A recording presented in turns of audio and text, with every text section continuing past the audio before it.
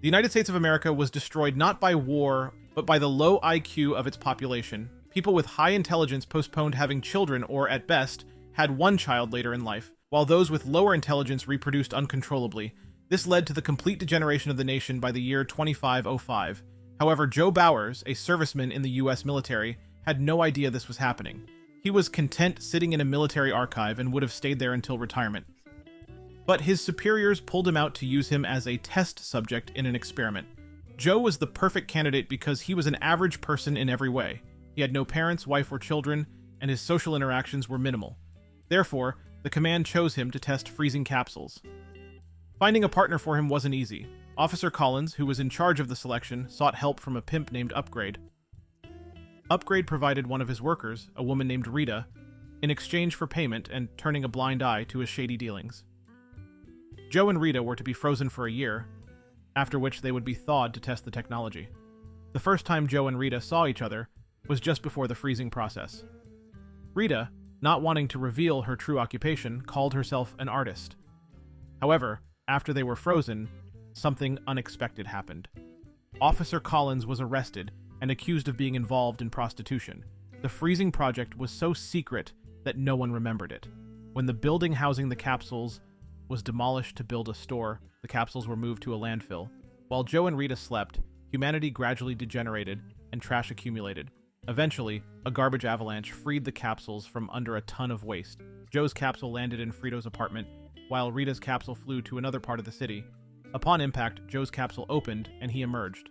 Not recognizing his surroundings, he tried to talk to Frito, who was too engrossed in a TV show where the main character got hit in the balls, to notice Joe. Frito threw Joe out the window. Joe wandered the streets, seeing ruin, piles of garbage, and aggressive people. Whenever he tried to talk to someone, they attacked him with incoherent sounds mixed with ordinary words. Joe's speech seemed effeminate and refined to them. After thawing, Joe felt unwell and went to a hospital. The receptionist, after hearing his complaints, sent him for a general checkup. There, Dr. Lexus informed Joe that it was the year 2505. Seeing a barcode tattoo on Joe's wrist, Dr. Lexus panicked and called the police, but Joe managed to escape.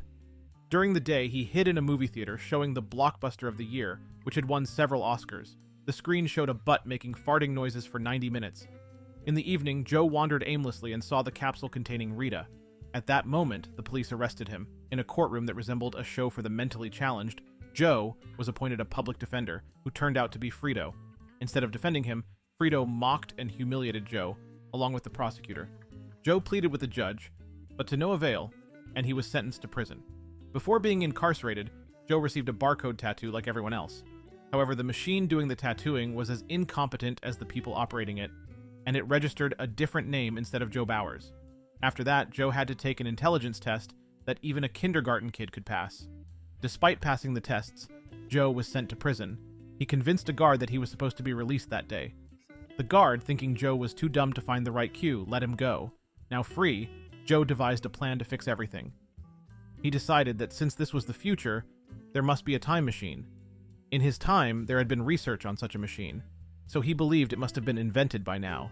He sought out the only person he knew in this new world, Frito. Joe promised Frito that if he helped him find a time machine, he would go back in time, open a bank account in Frito's name, and deposit money to accrue interest. Joe and Frito pick up Rita from her usual spot. Rita is worried that her boyfriend Upgrade will find her. Joe jokes about wanting someone to care about him as much as Rita cares for her pimp, and hints that he's broke too. As they drive, the car automatically scans Joe's QR code, finds out he's an inmate, and shuts off. Frito, motivated by the promise of Bitcoin, is determined to reach the time machine, so they proceed on foot. They head to a local Costco to catch a shuttle, only to find that Costco has turned into a megamarket the size of San Francisco. Joe muses that maybe society could afford to be a little dumber, but he quickly refocuses. When they reach the shuttle, Rita decides to use the bathroom, which turns out to be poor timing. Joe's QR code gets scanned, and the police take him away while Frito escapes on the shuttle. Joe is taken to the White House because his IQ test results show he's the smartest person in the world. President Dwayne Elizondo Camacho, a 5-time Ultimate SmackDown champion played by Terry Crews, appoints Joe as the Secretary of the Interior. Joe meets the other cabinet members, who are as incompetent as the rest of society. President Camacho, under pressure for the ongoing hunger and dust storms, promises the public that Joe will fix everything within a week, or he'll be sent to jail. Joe, not knowing how to solve these problems, focuses on finding the time machine and enlists Frito's help with the promise of future financial reward. Joe persuades the cabinet to bring Rita and head to the fields to address the dead crops. There, they discover that the crops have been watered with Gatorade instead of water. Joe suggests using water, but the cabinet is skeptical. After much debate, Joe claims that the plants communicated with him, saying they need water. The people believe him and start watering the crops with water instead. While waiting for the crops to grow, Joe and Rita bond. Rita, grateful that Joe got her out of prison, feels she owes him and suggests sharing a bed. Joe, a gentleman, is more focused on the larger issues at hand, including the repercussions of his actions. The switch to water causes a financial crisis, as half the country works for Gatorade, leaving many jobless. Joe is taken to court, blamed for the crisis, and sentenced to rehabilitation, which is actually a gladiatorial showdown with monster trucks. While chained to a rock, Joe talks to Rita, realizing escape is impossible without help. Rehabilitation begins with Joe facing off against Vinnie Mwumba and the Dildos, followed by the champion Beef Supreme in a massive truck. During the showdown, Rita discovers the crops are starting to grow and rushes to inform the crowd. Joe, using his wits, survives the battle by tricking the other trucks into destroying each other. Just as Beef Supreme emerges with more weapons, Rita and Frito manage to show the crowd the growing crops, proving Joe's plan worked.